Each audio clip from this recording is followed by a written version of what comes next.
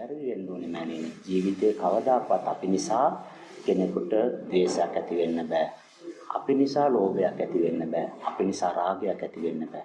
එනම් මේ ලෝකේ කිසිම සත්‍යයකට සිතට, කයට, හිරියර කරදර ඉන්සා කරන්නේ නැහැ කියන ප්‍රතිපත්තිය වගේම මේ ලෝකේ මම ජීවත් වෙලා පණ යන අන්තිම මොහොත වෙනකම් කිසිම කෙනෙකුගේ සිතට මන් නිසා කෙලෙසක් ඇති වෙන්න දෙන්නේ නැහැ.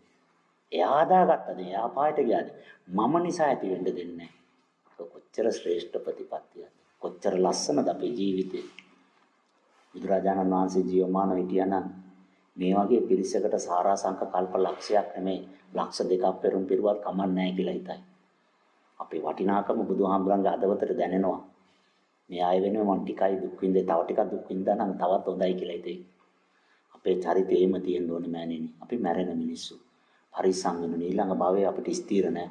මොනවද අපිට වෙන්නේ කියලා. අපායද, දිව්‍ය ලෝකෙද, പ്രേත ලෝකෙද, තිරිසන් ලෝකෙද අපි දන්නේ නැහැ. අපි පරිස්සම් වෙන්න ඕනේ. ඊට වඩා පරිස්සම් වෙන්න ඕනේ. හැම මොහොතෙම සිල්වත් වෙන්න ඕනේ, ගුණවත් වෙන්න ඕනේ. වැරදි කරන මිනිසුත් එක්ක ගැටෙන්න යන්නෙම නැහැ. නඩු කියන්නෙම නැහැ. ඕන එකක් කරලා ගියාද අපිට නිවන් දකින්න ඕනේ. අපිටයි සසර දුක දැනලා තියෙන්නේ. ඒ මිනිස්සු දැනලා නැහැ. ඒ මිනිස්සු අපි කියපුවාද? දීලා දාලා නිකා ඉන්නවා. සමාව දීලා නිකා ඉන්නවා. ගැටෙන්න යන්නෙම නැහැ. බැන ගන්නෙම නැහැ. පලි ගන්නෙම නැහැ. සමාව දීලා නිකා ඉන්නවා. වැඩක් නැහැ.